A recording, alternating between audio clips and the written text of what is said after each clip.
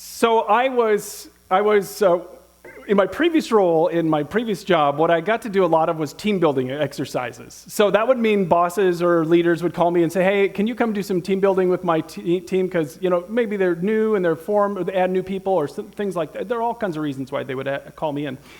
And so I always met with the leader in advance. I'd say, well, tell me what you want. Tell me what your goals are in this. And we would sit down and then I would create the content for them. And then I would lead the content. Usually about 90 minutes long, and then I would send out an evaluation afterwards to say, how did it go? And I did this once for a senior leader in the organization, and afterwards, the reviews were really positive, but I noticed the leader didn't fill one out. And then, through the grapevine, I heard that she was kind of upset about one part of it, and she was hoping that I would go deeper, but she'd never say anything to me. So my habit, if you know me, it's like, I just put a meeting on her calendar. She had no idea why I was meeting with her. But I just said, I just want to call this out. I heard this, and I just want to see, is this true? And she was a little sheepish. She's like, well, yeah. This one part I was hoping that you would, I don't know how to apply this, and I don't know how our team can apply it, and I felt like it was important. And I said, well, tell me more about it. And so she talked to me about what she was hoping what could happen because of this one part of it. And I'm like, this is great. I said, give me a couple of days. And then I went back and I worked on 3 different possible ways to apply that one section of the team building exercise that I led. And I went back to her and I said, here are 3 tools. Would any of these have helped? And she's like, oh my goodness, yeah, this one. This is what I want. And so she took that and she started applying it on her team. And then I took those 3 things and all future team building exercises I led in that organization, at the beginning when I was meeting with the leaders, I would say, here are 3 options. Which one of these do you want?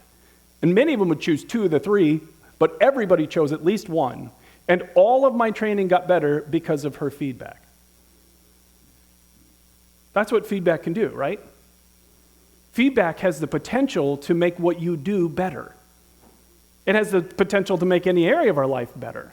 Because isn't it true that all of us have blind spots? I mean, there are things that you do that you shouldn't be doing, and you can't see that you shouldn't be doing it. It's why it's essential that as a matter of fact, it's why the Bible talks so highly about the subject of feedback. Matter of fact, some of you are like, wait, I've read my Bible, I don't remember seeing the word feedback in there. Well, it doesn't use the word feedback. In the Bible, it uses the words constructive criticism or correction.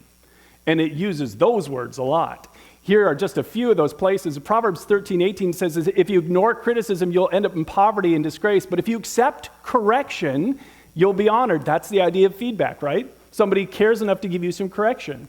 Or if you listen to constructive criticism, you'll be at home among the wise. Or to the one who listens, valid criticism is like a gold earring or other gold jewelry. So in other words, it's really, really valuable.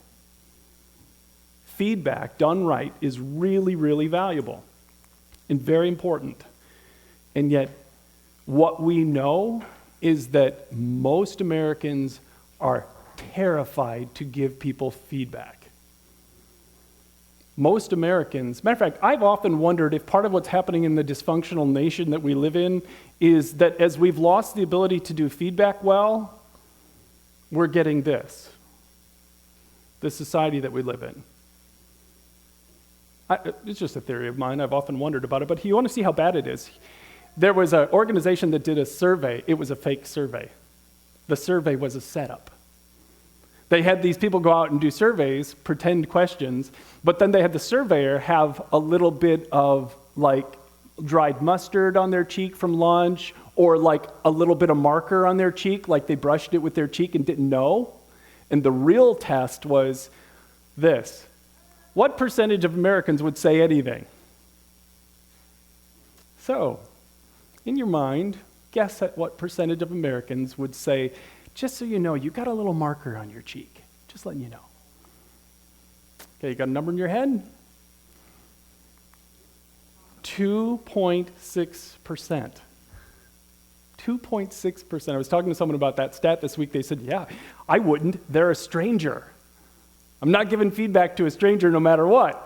And many of you are like, oh yeah, I get that now. We're terrified of giving feedback. And this is an easy one, right? This is easy. Hey, you got a little marker on your cheek. Imagine if you were having to say to someone, your fly is open, right? That's tougher, right? Embarrassing. Or to say to someone, oh, your breath, or your feet smell, or You ever have a close talker in your life? You know what a close talker is, right? It's just like, hey, space, right? And they're like, they just keep getting closer and closer, right? And how are you going to give them feedback? There are a lot tougher situations in life to give feedback to than saying, you got a little marker on your cheek. And so we can't do it on the easy one. We're sure not doing it on the hard ones. And that's what's happening, is that as the fear grows, we stop doing this. And matter of fact, we really only fall into one of a few categories. Either we don't do it, right? And this is what some of you are like, I do not give feedback. I do not do this. Some of you, this is a big fear of yours, giving feedback to others around you. You will literally let people treat you bad rather than say something to them. This happens a lot. Or some of you you're blowers. You know, you're annoyed and annoyed and annoyed, and you say nothing, nothing, nothing till it just blows.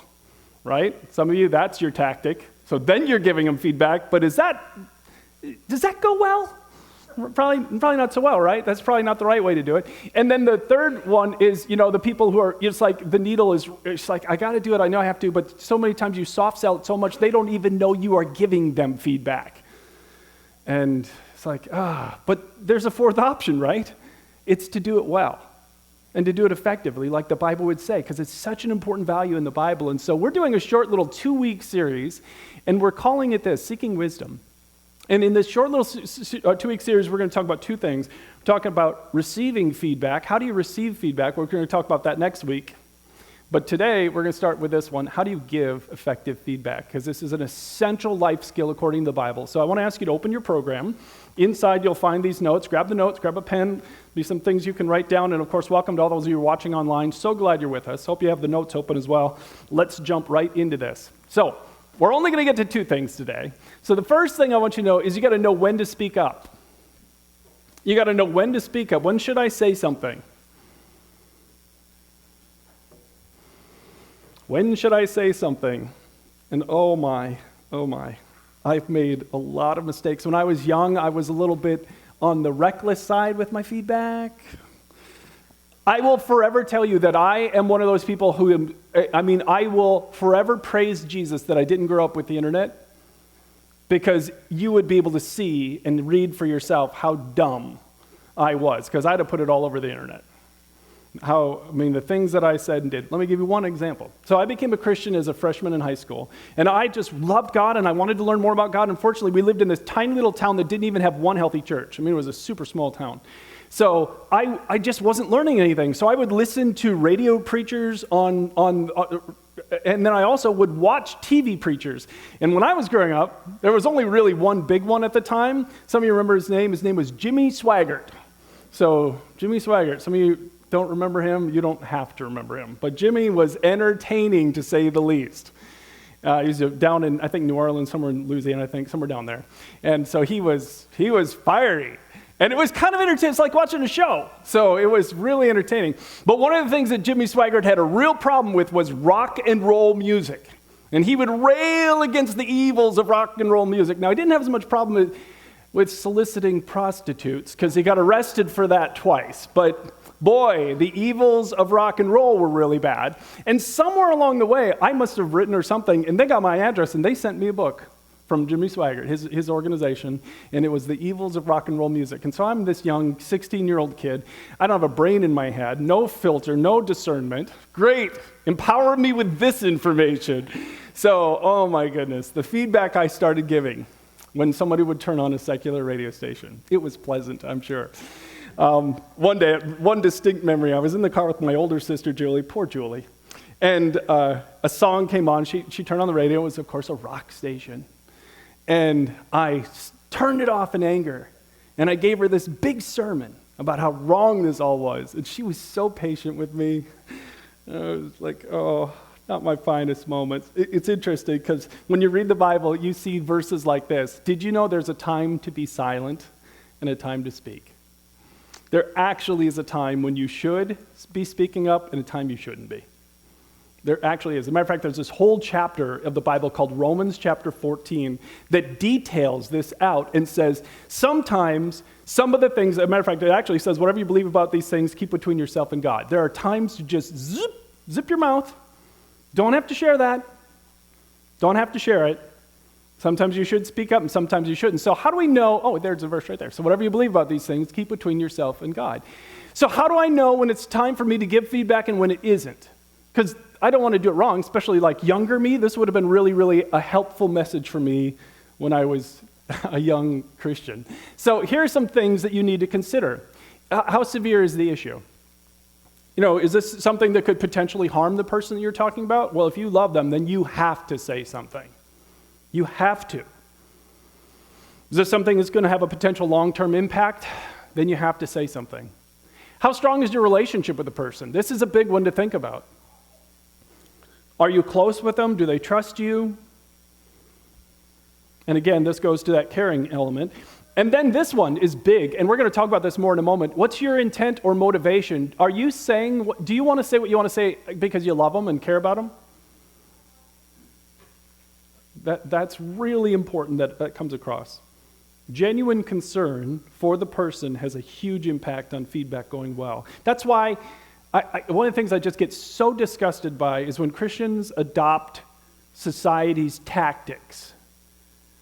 So if you're ever tempted to communicate any message of Christianity on a sign, just know you're crossing into a line that Jesus doesn't want you to be over.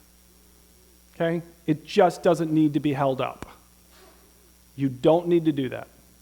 Build the relationship, because they can't tell your motive when you put it on a sign. Build the relationship and do it from a relationship perspective. And then, how open are they to feedback? Do you know the Bible actually says part of what you should be doing is thinking about the person that you want to give feedback to. Here's what it says again in Proverbs. Don't bother correcting mockers, they'll only hate you. But correct the wise, and they will love you. So there is an element of this where you're evaluating the person. Are they open to feedback? But here's the thing. What I really want you to take from this message today is your feedback may be the very thing that changes a person's life.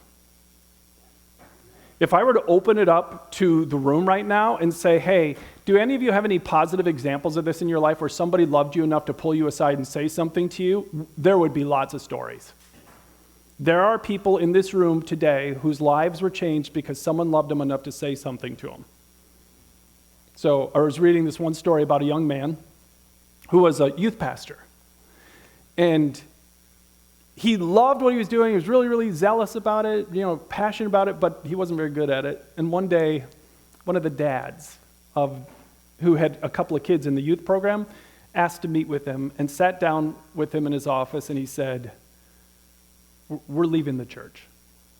I got to take my kids to another church where they have another youth ministry because I don't think you care about my kids. Now, you may deep down care about them, but you're not able to communicate this to them at all in any way. And he was deeply embarrassed and deeply hurt by it. But he said he knew the dad really cared about him, and he respected the fact that he came and said it to his face. And then the dad, he said, gave him the best piece of advice he'd ever been given at that point in his young life. The dad said to him, have you ever read any books on relational skills? And he said it had never even dawned on him. That day, after the man left, he got in his car, drove to the bookstore, and bought his first book on relationship skills. Now, this is how God works. It just happened that the book he picked, how many books could he have picked, right? The book that he picked was exactly the one he needed at that point in his life. He said his life began to change that day because of the things that he learned. And he wouldn't even have thought of it if that guy hadn't given him the feedback. This is what I need you to understand. You see things in my life. You see things in the lives of the people you care about. And if we care about them, we're going to have to periodically speak up. We've got to risk it. Now again, for some of you, this scares you. So I want to try and eliminate some of that fear. I want to show you how to use a very simple formula that ties into what the Bible teaches us to be doing. I want to give you a real simple formula that if you learn this formula, it will really help you the next time you have to give feedback to someone. And again, feedback can be really scary, right? I read about a business leader who had a growing team, and one of his best young team members did so many things well. And one day, this young man had the opportunity to do a presentation in the company. And so the leader was excited. He was sitting in the room with all these other people watching the presentation, and he was stunned by what he saw. His young staff member didn't seem prepared at all. There were typos on the slide. The slides didn't follow any kind of logical order. It didn't go, it kind of landed with a thud. And so afterwards, he was all excited. He thought, nailed it, right? And so he went up to his boss, not even thinking that anyone would think anything different. And he said, how did it go? And his boss, in that moment, gave him some feedback, told him what he said. It seemed like you weren't really prepared. Did you know you had typos on these slides? You had some of these things. And the young man's, it was just crushed. He was just crushed. 1 month later, he turned in his resignation and left the company. And so then all of a sudden, the leader's standing there going, should I have said anything? He asked. Should I have said anything? Have you ever had a moment like that where you were trying to give someone feedback, it was going so bad that in your mind you were saying, I wish I wouldn't have said anything to begin with? You ever heard that? I've had that. I've had feedback go so bad that I have deeply regretted even attempting it. But I also have the perspective, I've been working on feedback skills for over 30 years because I've had to give feedback many, many times. So I also know that many times the reason it blew up wasn't because it was wrong to give feedback, but the way I did it was wrong. And there are things that we can do when we're giving feedback that can make it really hard for anyone to even hear us. So I want to give you a real simple formula. Here it is. It's the AID formula. It is an application of everything you're going to find in the Bible when it comes to this subject, and it's so simple. Once you learn this can really help you. So here's the A. The A is action. What specifically is not being done well? What specifically is not being done well? And that's what you're going to start with when you need to give someone feedback. Now, I need to call a timeout for a second. There's something I forgot to tell you. There are two essential types of feedback. Constructive feedback, which is what we're talking about, obviously, and positive feedback. Of the two, positive feedback is more powerful. And we're not talking about that today. Okay? I want to be really clear. We're just talking about the constructive side of it, which for most people find to be the harder side. Okay? So you start with what's being done. So when you need to give someone feedback, there's a gap, right? Here's what they're doing, here's what you need them to be doing, or what you expect them to do, or what you'd like them to do, and there's a gap there. So you're just going to be talking about this. You're talking about their behavior. You're only talking about the facts, and you're going to state it as things like this. I've noticed, I've observed. As a matter of fact, the Bible places such a heavy emphasis on the facts. Look at what it says in Proverbs. It says, spouting off before listening to the facts is both shameful and foolish. It's all about the facts. When you're giving feedback, that's where it all starts. Okay? So just to drive that home on your notes, write this down. It only start with the facts. Now, you may be saying, Brian, you keep repeating this. Why? Because when I've screwed it up and when I've watched other people screw it up, we don't start with the facts. We start with something else. And here are some things that you do not want to do. You do not want to comment on their intention or personality. Have you ever had someone give you feedback that sounded like this? You're so lazy. Okay? That's their interpretation of the facts. There's no fact in that. You're so cruel. You're so inconsiderate. You're so bossy. You're so, right? These are applications of, this is their interpretation of what they're seeing. It's not the fact. There's no fact on that screen right now. If you do this, how will the person respond? They're going to get defensive, right? I've talked about this many times. You know what happens to your body when you get defensive?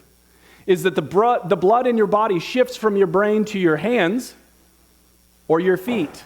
Matter of fact, we know statistically that the average person loses 10 to 15 IQ points when they get defensive.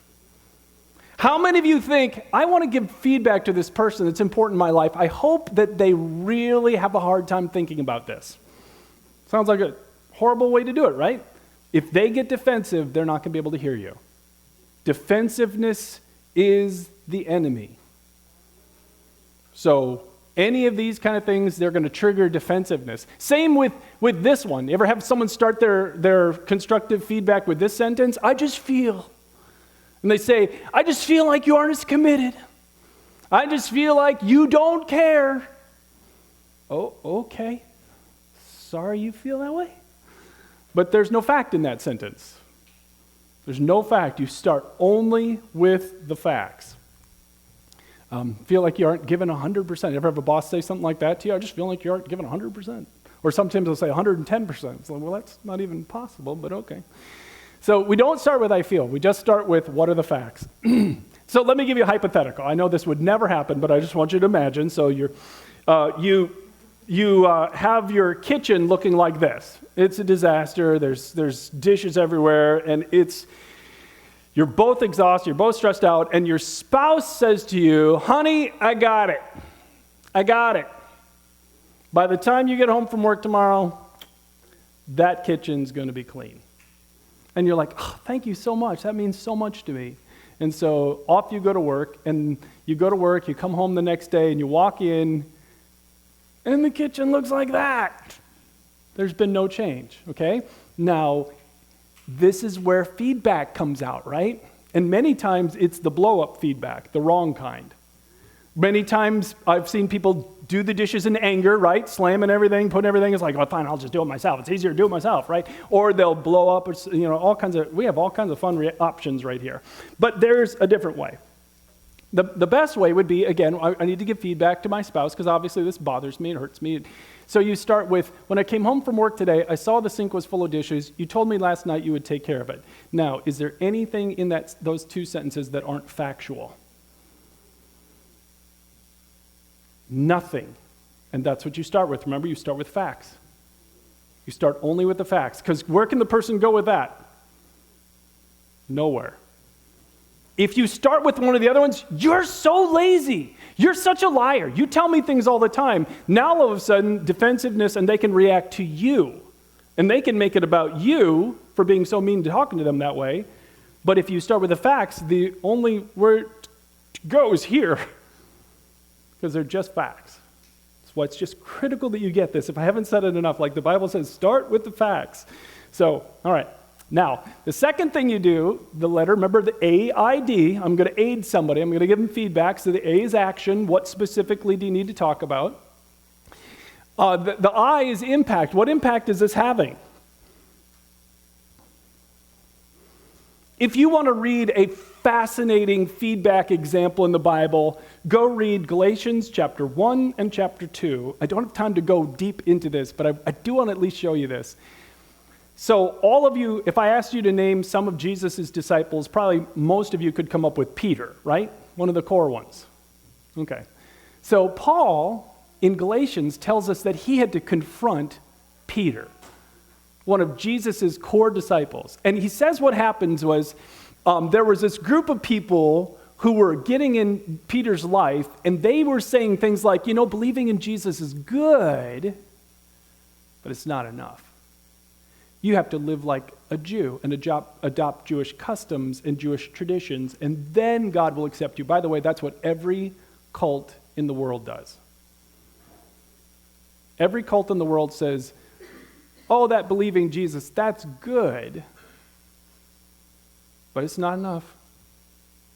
And then they'll all give you their list of what you have to add to your life in order to be okay with God. Now, this is Peter. He literally lived with Jesus for 3 years. He's not going to screw this up, right? Peter got sucked into their lie. And as Paul was watching what was happening, here's what he says in Galatians 2. The other Jews around him joined in his hypocrisy so that by their hypocrisy, even Barnabas, another church leader, was being led astray. So huge impact. All these people are being impacted. Matter of fact, in the story, he goes on to confront Peter by delivering facts to him. He says, you live like a Gentile, not like a Jew. He starts only with the facts. Peter can't deny the facts. But the impact is really what I want you to focus on. People are being impacted. When you have to give feedback to someone, it's because someone is being impacted. It may be the person themselves, right? Isn't it true that many times you're going to give feedback because the person themselves is going to be impacted if they don't get off that path? You ever have to give feedback to someone who drank too much? Spent too much? Gambled too much? Right? The impact, now sometimes the people around them, of course, are being impacted by that too, but many times you're saying it because you know that they're on a path that is really bad for them, and you care about them. So it's very, very important to think about impact. And by the way, it's totally appropriate here to talk about how you're being impacted. Totally appropriate. Nothing wrong with that. So let's go back to the dishes example. So again, they promise, they don't do it. The next day you walk in, the dishes are not done. When I came home from work today, I saw the sink was full of dishes. You told me last night you'd take care of it. Again, we start with the facts, remember? A is the action. We start with the facts. Now we go to impact, I. I felt disappointed because you said you'd do it. Is that fair to say? Is that logical? Totally normal. So you start with the facts, and then you can talk about impact. Or I also felt a little overwhelmed. I know this doesn't impact you the same way, but a messy kitchen stresses me out. Have you ever been with someone who's stressed out by a messy kitchen? Right? Some people don't notice a mess. Some people, that's all they see, right? Isn't that true? And oftentimes, they marry.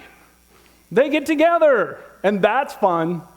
That's a lot of fun. So I didn't know this. I had no idea that I thought that, basically my way of looking at life was how everyone should, right? That's what we think. And then you marry someone who doesn't look at it that way, right? And again, if you want to stay single, you can have your kitchen any way you want it. But if you put on a ring and you say, I vow to you, then the New Testament is really clear that now their interests become your own. So in my home, my wife cares deeply about a clean kitchen. So guess what I care deeply about? A clean kitchen. Because I don't have the right anymore when I put the ring on to care only about what I care about. So it matters to her, so it matters to me. And my wife would say that. My wife would say that.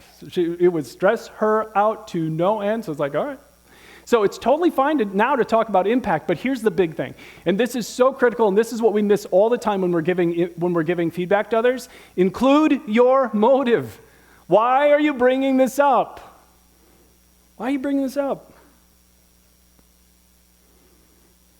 This is so important that you understand this part of it.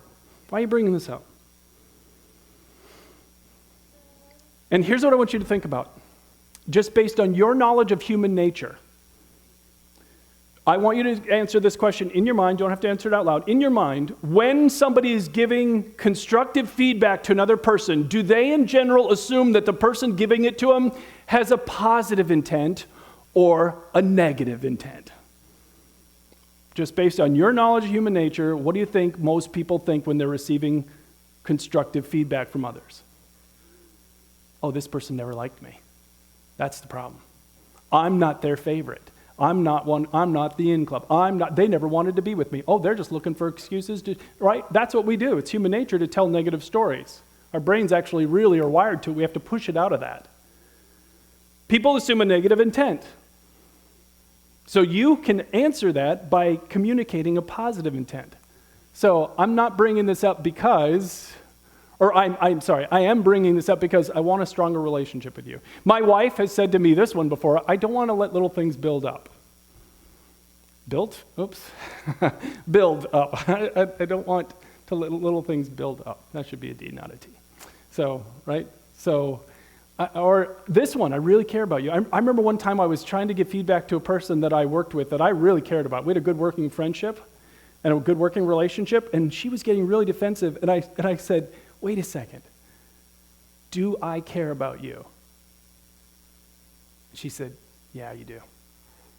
I said, I just want you to know, this is coming from a person who really cares about you.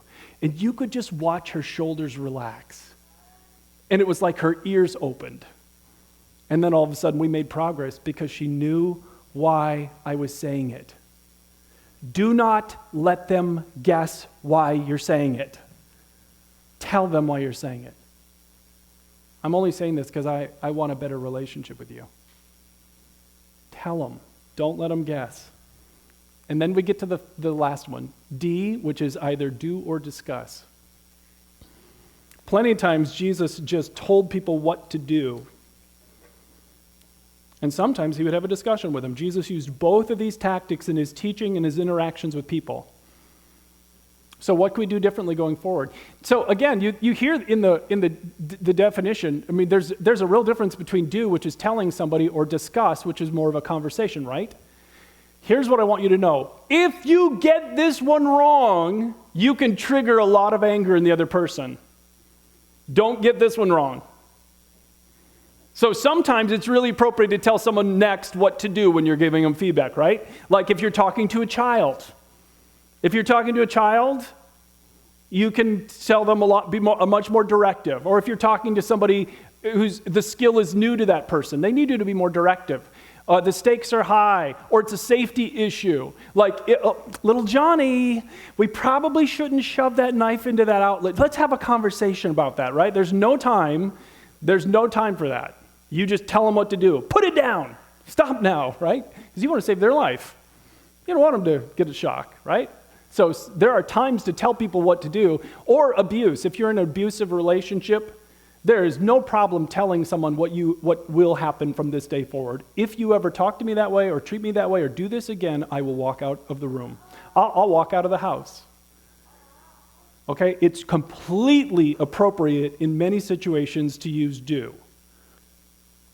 But the bulk of the time, in our conversations where we're giving people feedback, we want to go to the discuss model, which is conversation. So let's go back to those darn dishes. All right, so is this a do or a discuss topic? Okay, this isn't a trick question, right? This is clearly a discuss topic. How is your spouse going to feel if you tell them and make it a do? You will do, right? How are they going to feel, right? And what are you going to see? You're either going to see one of two reactions from them. The dukes are coming up, right? And they're going to come out. You think you're so perfect. You didn't scrub the toilet, or right, you didn't put the car away, right? Or right, and it's going to be World War III. Or they're going to become passive aggressive. They'll do it, but they'll do it with a bad attitude. They'll do it really mad. They'll look for other ways to get back at you. That's why I keep saying, don't mess this up. Most of our feedback are discussions, and you want it to feel like a discussion. So again, is there a way we can sit down and talk about what happened and how we can make this work for both of us? Now, hopefully you can say it as calmly as I just said it, right? Because the anger in the moment can really trigger big reactions too. So does this make sense? Does this make sense? You can see the Bible says, listen, we have to get better at giving correction to each other. We have to get better at helping each other. Because the point of a blind spot is I can't see what's going on in my life, and I need you. And the truth is you need me, and we need each other. So we have to get better at being able to say, can I give you a little bit of feedback? And we start with the A. Remember action? We're just going to talk about the facts. Talk about the impact, share our motive, and then decide, in most cases, it's going to be a discussion. Now, go give lots of feedback to people. This will be such a fun week. So, Mother's Day, call your mom, give her all the feedback you want. Right? No, again, let me kind of sum this up here.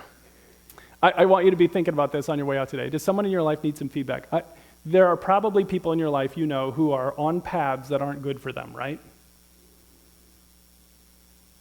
And what if God brought you here today because his intention is that you would speak up to them because you love them, right? That's your motive. By the way, if you don't love them, you're not ready to speak. If it's not love that's driving it, don't say it because you're going to hurt them. Okay, but many of you have people in your life today you need to give some feedback to. If this is a new skill for you, or if you're scared to do it, I have done this many times. Write it out. Literally, write it out. I have done this many times. I will take a piece of paper, I will write out the A, the action, make sure it's only focused on the facts. I will write out the impact, who's being impacted, how they're being impacted. I will choose do or discuss, and choose carefully. In most cases, like I said with adults, most of it's a discuss. Unless it's a safety issue or it's new. And you remember what's at stake, because God said this is how we grow together, as we grow in relationship. So hopefully that's helpful for you today. Let's have you bow your heads as we finish today. One of the things that Jesus did when he was here on earth was give very, very direct feedback about everybody who thought, I'm basically okay, I'm basically a good person, I'm fine with God, just as is. And Jesus came along and said, listen, if you want to know the truth is The facts are, we're not okay with God as we are.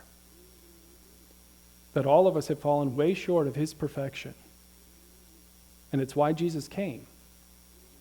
And he very, very truthfully explained the facts that you and I on our own are not okay with God, and that's why Jesus came.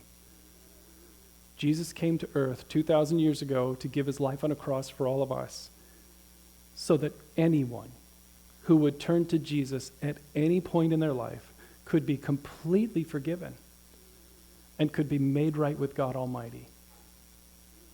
And maybe today is a day when you're ready to make that decision. And you can, with your head bowed, you can say something like this in your heart to him. Just cry out to him, he'll hear you. Say, Jesus, I know I'm far, far from perfect. I know it. But I also heard today that you died. You gave your life for me. So I'm asking you to forgive me today. Please come and make your home inside of me.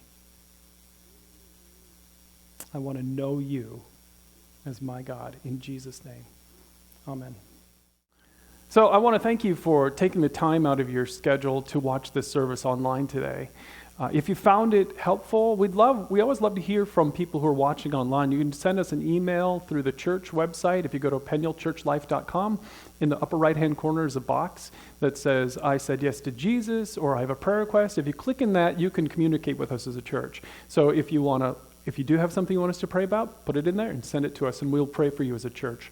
Or if you prayed the prayer at the end of the service and you want to let us know about that, give us your name and address, and we'll send you some material in the mail as a follow-up, as a way to encourage you in the next steps to grow spiritually. But again, thanks so much for taking the time to watch this service today, and we hope that God's great blessing rests on you.